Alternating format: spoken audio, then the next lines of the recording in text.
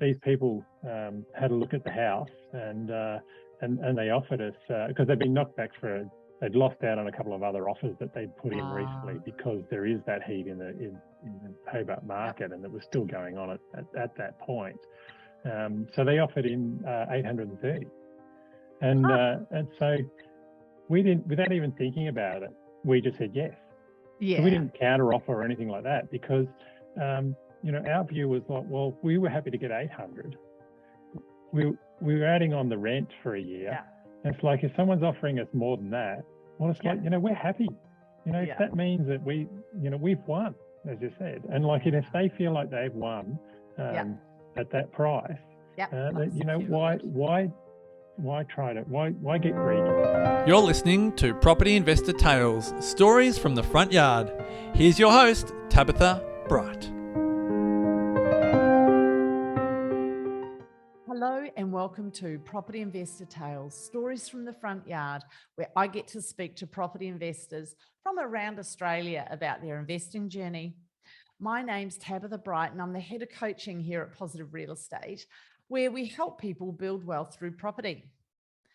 With over 8,000 clients across Australia and New Zealand, there are some incredible stories to tell, which hopefully make your investing journey that little bit easier and will inspire you along the way. So my guest today is Andrew Goldsworthy, and we discuss his experience with Gold Coast units in the 90s. Yes, think white shoes, gold chains, being flown up on a jet, all that stuff. How he then negotiated his home in a hot market by finding opportunity in other people's problems, and some sage advice for his younger self. So enjoy this conversation with Andrew. Hey everybody, and welcome to today's podcast. Today I'm very lucky to have Andrew with me. And Andrew's been a client of Positive Real Estate for about 4 years, since 2018. We were just having a bit of a chat before. So Andrew, welcome to the podcast. Thanks, Tabitha. You? Well, glad you're here, and thank you for doing it. Often I have when I go to put people into the podcast, it can be hard to get them locked down into times. And you and I just managed to find a time this afternoon that worked for both of us. So it was really nice to have you jump in there. So thank you. The joys of isolation from COVID and not being allowed to go anywhere else anyway. Oh, you poor man. Well, I'm benefiting from it, so thank you. But I do hope, and I'm sure Positive Real Estate hope you get better in a fighting fit very quickly. And so you and I were just talking a little bit about your journey, because you've actually been investing a lot longer than you have been with Positive Real Estate. And one of the very first properties you bought was back in the 90s. And we often talk about, the whole Gold Coast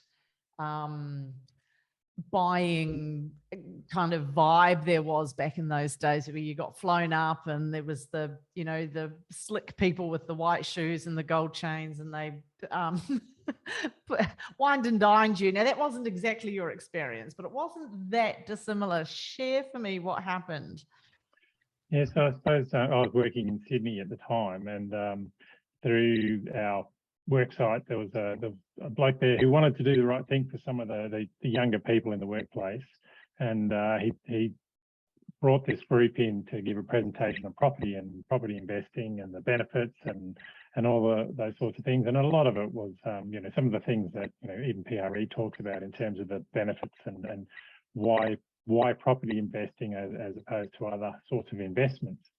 But there was the catch at the other end was this sales hook. It was a sales hook to kind of then sell a particular property development. And so the idea was that, if you put down a couple of $1,000s now, we'll fly you up and, show you around and do all that sort of thing. And then if you wanted to go ahead with the property investment, then the $2,000 would then form part of your deposit. But if you chose not to, then they'd take all their costs out of that money that you just spent. So either way, your money was gone once you signed up.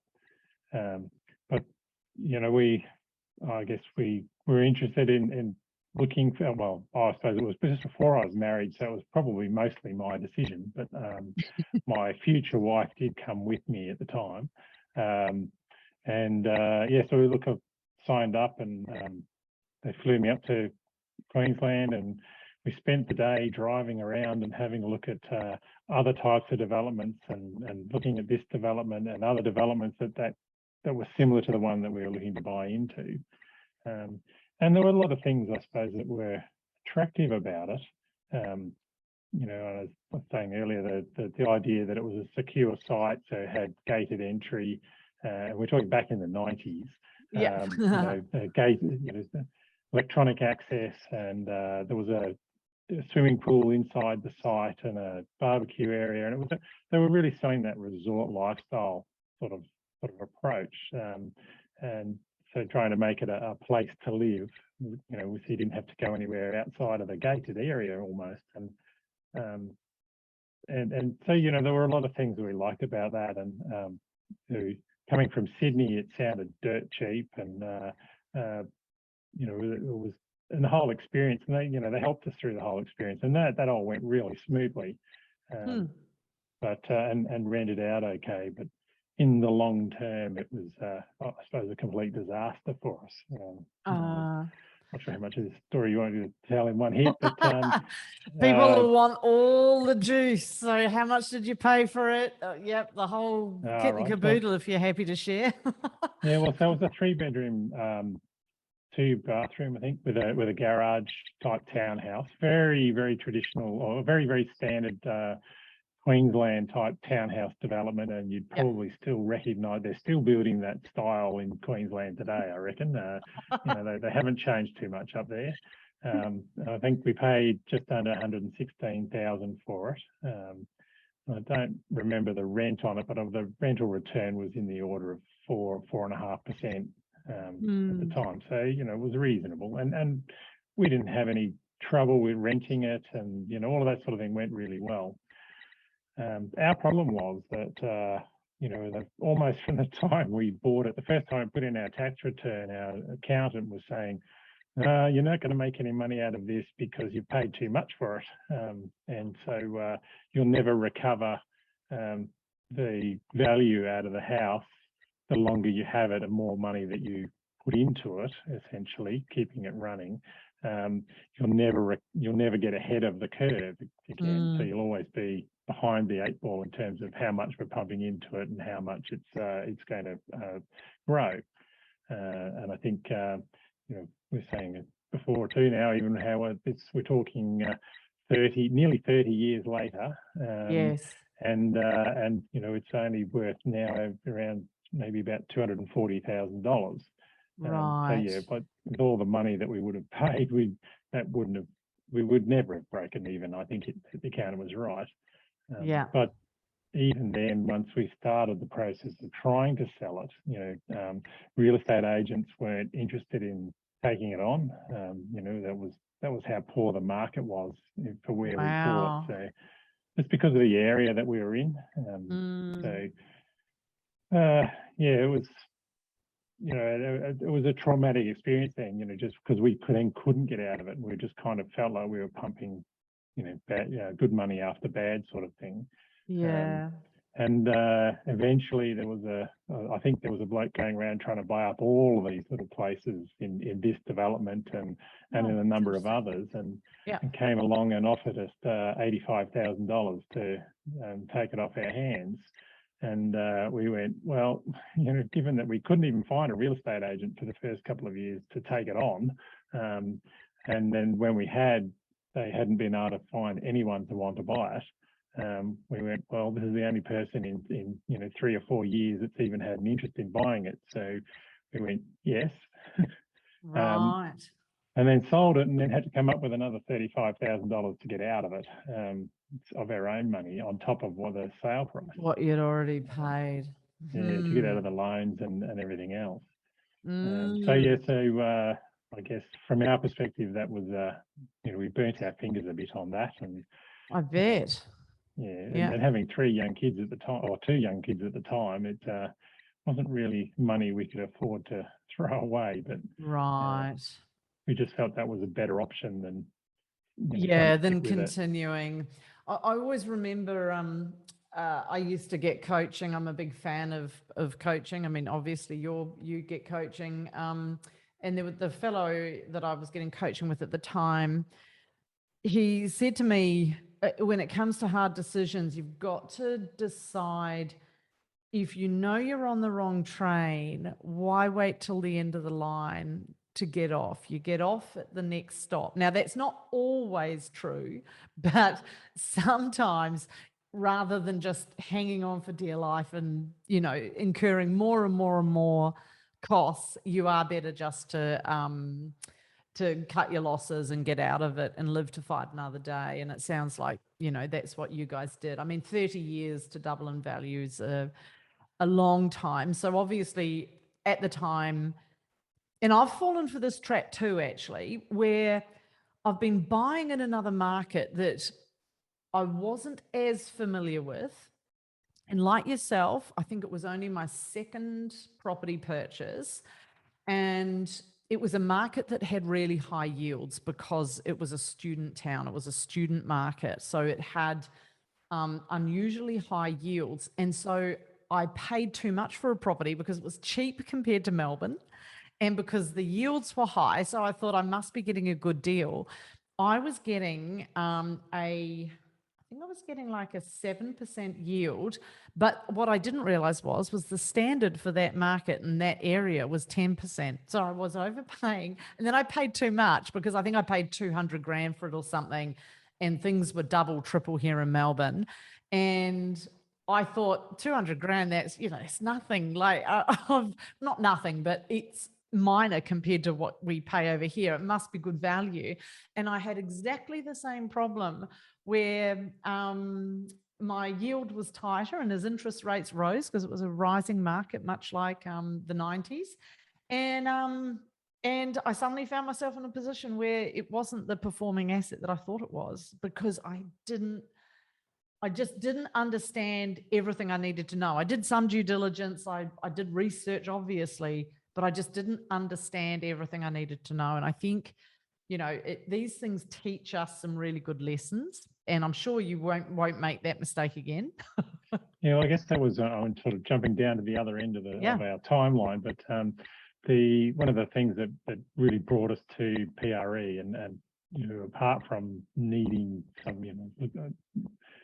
help or some trusted advice, if you like, or trusted methodology, was that was that whole question as well, is that, like, we were sitting in Hobart at the time, and how do you buy a property in a completely different market that you have no familiarity with? So we'd been in Hobart for at least 15 years, and so we felt we had a really fairly good understanding of the Hobart market and where not to buy down there.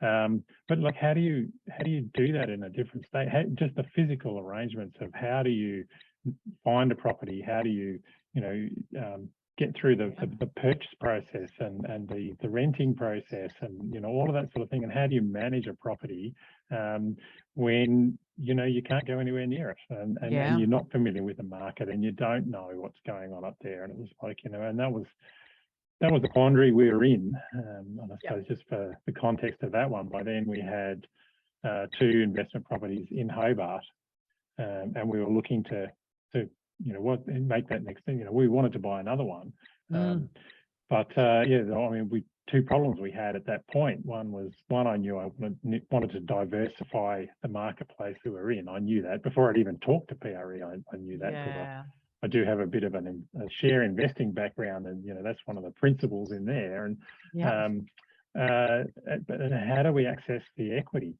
Where do we get the equity from to buy that next place? Because we were kind of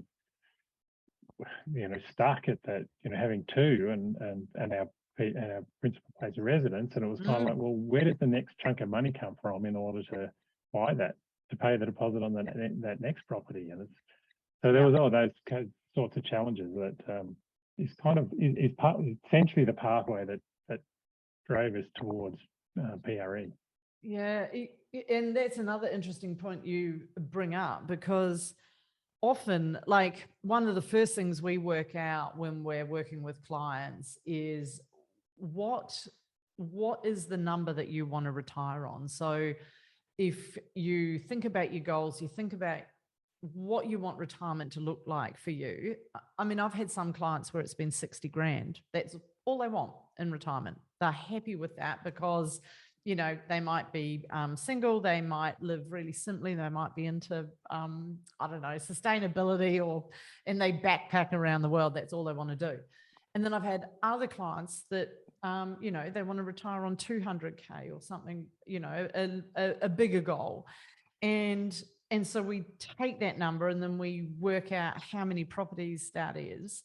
And for most clients, it's that 4 to 5 to 6 properties that people need in the market working for them. And so if you're only buying in Hobart or New Zealand, where I was buying at the time, or wherever it might be, you're subject to that market's whole cycle. So it takes you that much longer to be able to get equity out, because when Hobart's flat, like, how long was Hobart flat for? It had a really good run and then it was flat for quite a while. Yeah, look, again, our experience down there. So, you know, it goes in spits and starts. The Hobart's very much like that. Like, it seems to have these little spurts where it does take off for a bit, and then it's just flat for, like, you know, it can be 8-9 years where it just doesn't go anywhere. And then all of a sudden there'll be this spurt again, and it's like, you know, you just can't keep up with it all of a sudden. And then it'll just be flat again. And although I suppose we're probably going to a flat spot now, but you know, we've probably had an extended spurt in Hobart down there recently, a bit longer than normal. But yeah, it definitely has this sprint and drift type, you know, shape to the market down there. Yeah. So when it's flat for those 10 years and your property's not going up in value, even renovating can be a challenge, because you're putting money into a flat market. It's best to always renovate in a rising market, of course. And so then you're stuck for 10 years not being able to get equity out, and you're having to save every deposit. And so it slows your journey right down. And this is where diversification is such a key principle to being able to keep moving and keep investing. Because if it takes you 10 years every time you buy a property and you need 6 of them, that's going to be a very long journey. And so diversification is key. So that's an awesome lesson. And alrighty, so I'm just having a look at your notes here.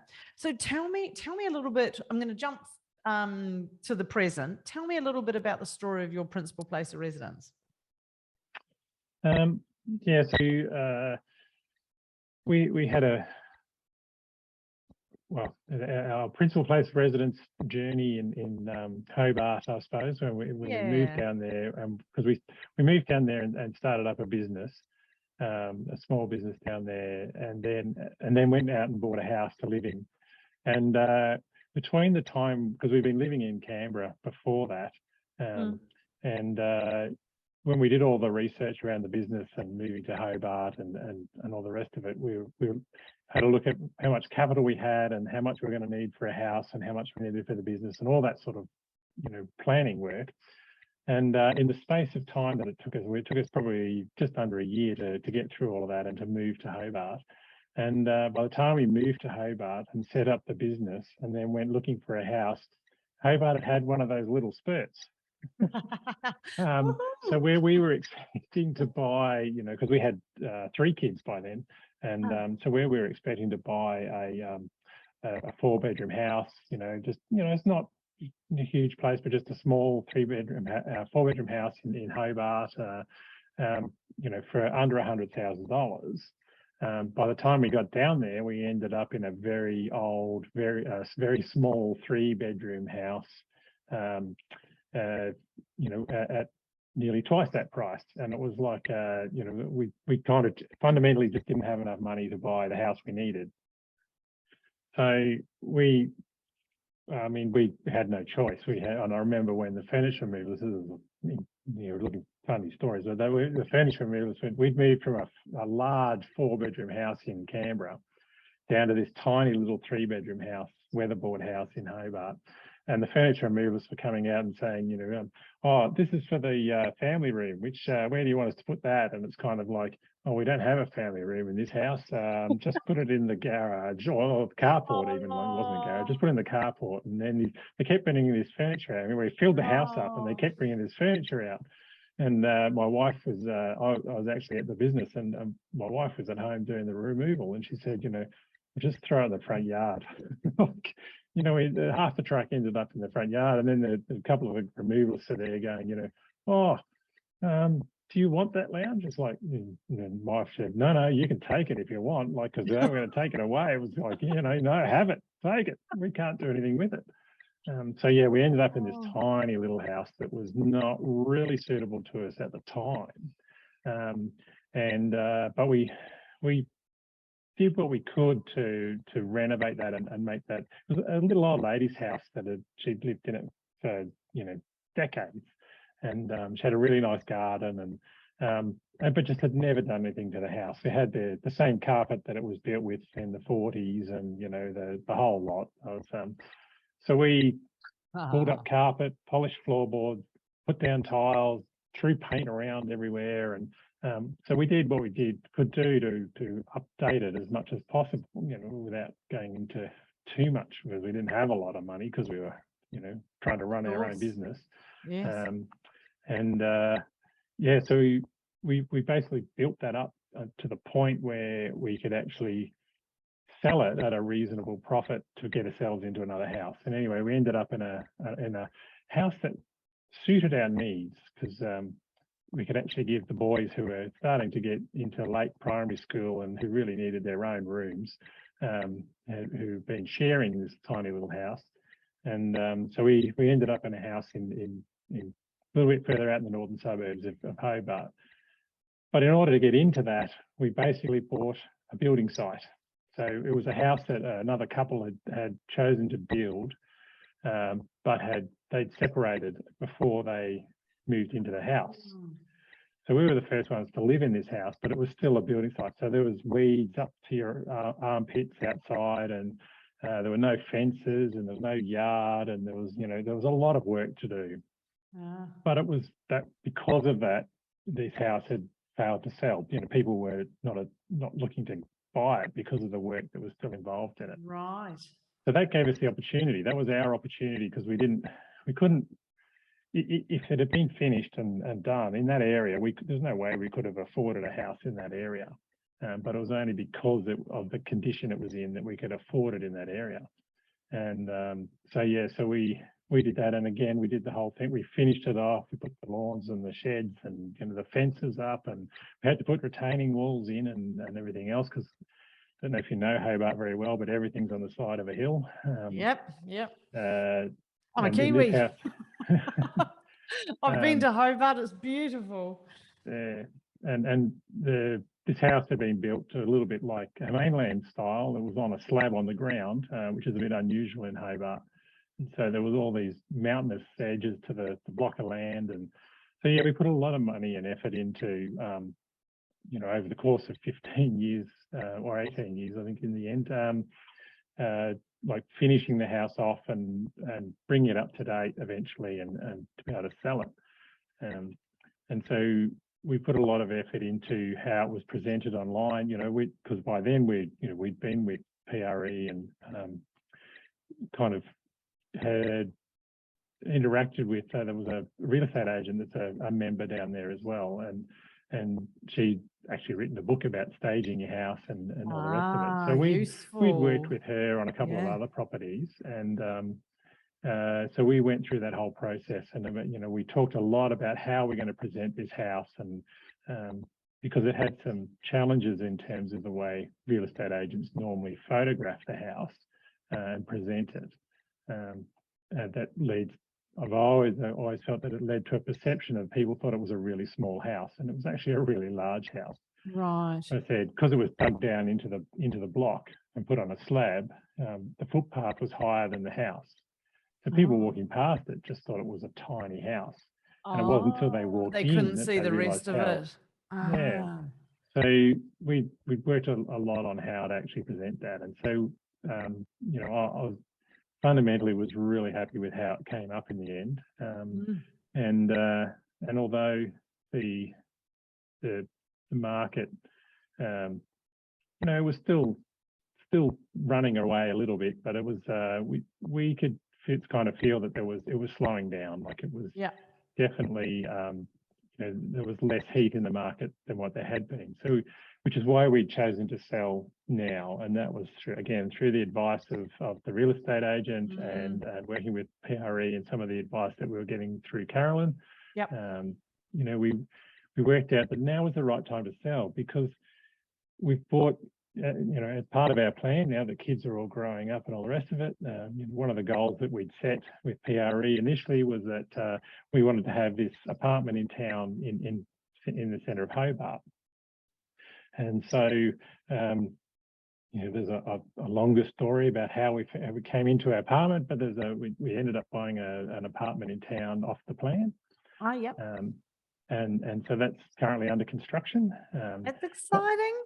Oh, it is. You know, we don't go down there very often. You know, like only every time we go near the place, we sort of wander past. But that won't be finished until at least February next year.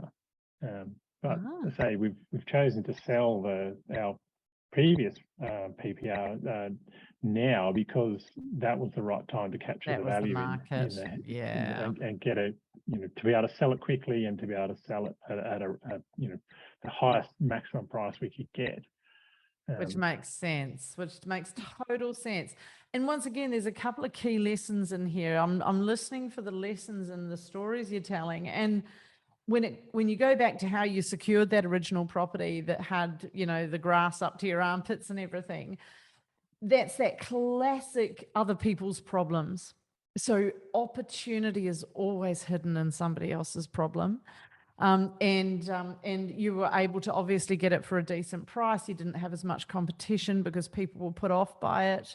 And so fantastic. So if you're ever sort of out there in the market and you're looking for a deal, look for the problem. Often, even things like, I'm not advocating you go out and you buy properties with termites and asbestos, but sometimes when you understand how much it costs to fix something like that, it can be straightforward, but it puts people off. And they'll avoid doing it. One of the tricks I used to use was I'd get a quote on what it would cost to rectify it, then I'd double that, and then I'd take that off my offer price. Now that works when it's not a hot market or a runaway market, but it's a great way of getting a meaningful reduction, and you can justify it when you talk to the agent. So good job on that. And you also mentioned that they'd got divorced. And you hear Sam Saggers, he talks about the 6 Ds. If you're going to get a deal, you need one of the 6 Ds. I think it's divorce, death. Now I can, this isn't good, is it? I can only remember 2. The bank. There's, I know there's 6 of them, I'm pretty sure. I can't think of the others, but put myself under pressure. But yeah, the 6 Ds is the other thing that Sam talks about. So keep an eye out for that on this podcast. I'm sure he's got it as part of his podcast. Seeing I failed that bit miserably. Yeah, we obviously didn't know that, you know, when we were making the offer. But you know, had we known that, in your gut.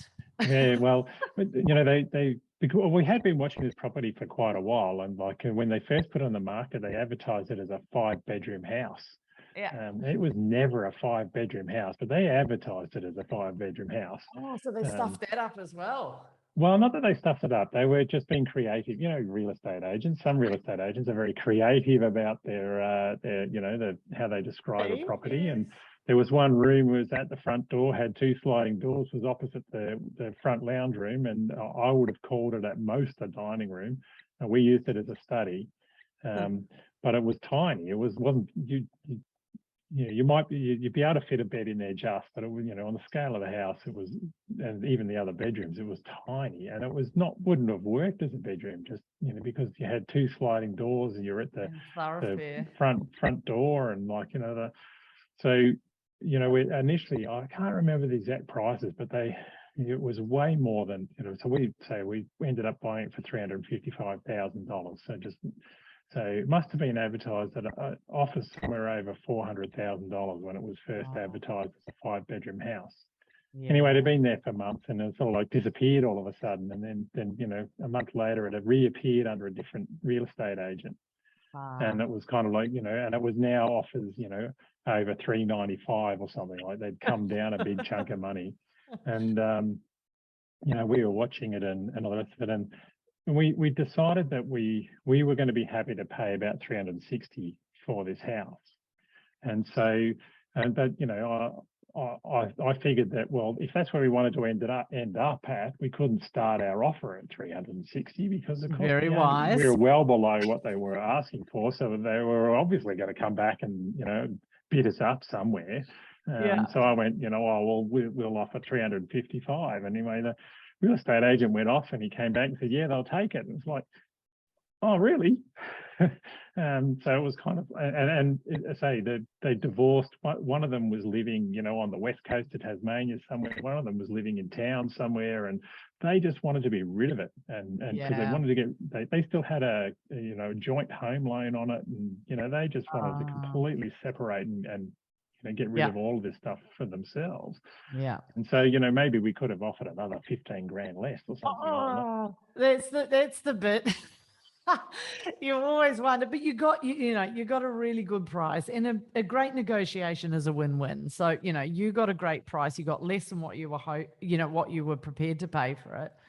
I always remember there were 2 things I learned about negotiating. Once, when I was out doing some deals, I remember somebody saying to me, if you really want to see the whites of their eyes and they do need to sell, like it is something like a divorce, you can go up in price. So when the agent comes back, down in price. So when the agent comes back to you and says, they want 360, just go, oh no, I'm looking at another deal now. I'll offer 350. Not 355. My 355's off the table, and it totally freaks them out. I tried it. I was never successful with it. I'm not vouching for it as a strategy. We had a bloke like that so we were selling one. We had a couple of investment properties in Hobart, as I said, and when we were selling one of them, we had a bloke who made us an offer he from Adelaide, I think it was, and for one of the houses, it was like $50,000 or $60,000 under what we were asking for. And this was in a time where we knew that this was during another spurt in the Hobart market, and we knew that prices were going up. And he came back and offered, and he even wrote it and faxed through a written offer, $40,000 or $50,000 under what we were asking for. And he was trying to convince us. He was telling you, I own 2 or 3 more properties in this area, and I've been researching this area for years, and I know what it's worth, and it's not worth anywhere near what you're asking for. And we're sitting there going, no, we're not going to have any trouble selling this at all. And a real estate agent was saying, no, look, this won't take long to sell at all. And it sold in 3 days. And at well over what we were asking for. So this bloke was just having a go. Yeah. We hang on a sec, sorry. Oh, you poor man. We were taught a lot of negotiating skills like that when back in the early days of learning to invest. I remember putting an offer out to every single property that one agent had on his books, and I just did a rudimentary 20 or 30% below what he was asking, because you just never know who you'll jag. And it was just a numbers game. I'd just spend, because I was investing full time at that point. My hubby had the business, so he was supporting us, and I was just doing the investing. And you got some that particular agent, I can still remember his name. I won't say it on the podcast, but he told me not to show my face in this particular regional town in Victoria. So I've never been game enough to go there. I'm sure he's forgotten by now. But yeah, it's funny. A lot of these ideas around negotiating, they're very old school, and it's that kind of vibe, that Wolf of Wall Street kind of vibe. Whereas I gel far more with that idea that negotiating is win-win. If you can both get something from it and both be happy walking away, I think that's a real gain. And I guess that story works for the sale of our most recent house as well. And that, you know, we, going into it, I reckon that, you know, we probably get about 800,000 for it. But because we knew that we were selling about a year ahead of when we were going to be able to, you know, get into our apartment in town, I thought, well, we need the rent as well. So I added $25,000 onto the price when we listed it. And I was upfront with the agent about that as well, you know, and because you say when there's a bit of a spurt in the market, it is hard to price a property. You don't know what you're going to get for it. Yeah. And you know, so we listed it at offers over 825. You know, thinking that, you know, that's really going to push, you know, it was a high price for that area. And we thought, you know, this is really going to, you know, but being prepared to come back, you know, I was happy to land at 800, right, at the end of the day. And because that's what I thought the house was basically worth. And, you know, these people had a look at the house and they offered us, because they'd been knocked back they'd lost out on a couple of other offers that they'd put in recently, because there is that heat in the Hobart market, and it was still going on at that point. So they offered in 830, and so we didn't, without even thinking about it, we just said yes. Yeah. So we didn't counter offer or anything like that, because you know, our view was like, well, we were happy to get 800. We were adding on the rent for a year. Yeah. And it's like, if someone's offering us more than that, well, it's like, you know, we're happy. You know, if that means that you know, we've won, as you said. And like, if they feel like they've won at that price, you know, why get greedy? Yeah, no, very nice. A nice way to view it, and I think it leaves a nice feeling for everybody in the deal. I mean, you know, we all get competitive. We all like to win, but it is nice when everybody's got a stake in it. I think that's awesome. And so for the classic podcast question that I ask everyone, Andrew, and you won't be the exception. But the last question for the day is, so if you could go back in time and see young Andrew, what advice would you have for young Andrew reinvesting in life in general? It definitely is that piece around trusted advice. Like, it's, you know, and especially if it's, you know, I say the trusted bit is the tricky bit to understand. You know, that can be the tricky bit to work out, but it's like, you've got to have some criteria around, you know, what that looks like. And, you know, for me, it was a little bit of independence in terms of the you know, who's giving you that advice. And I do that now with my share investing as well. So I do the same thing there. And you've got to understand what's the motivation of those people giving you advice. And it's really something that you need to consider, because I think I definitely didn't consider that in our first, you know, investment journey. But it's asking yourself that question, is that what does the people that's providing this advice, what are they getting out of it? And really trying to understand, you know, what their motivation is in the advice that they're giving you. And that can be really tricky, and that can be really tough, but you've at least got to ask yourself that question. Now, that's really sage advice. And I did have somebody say that, someone trusted to me, say that to me once. They said to me, Tab, everybody's got, what was the word they used? Wasn't like an ulterior motive, but it was but it was like everyone's got a stake in it. I can't remember what the word was.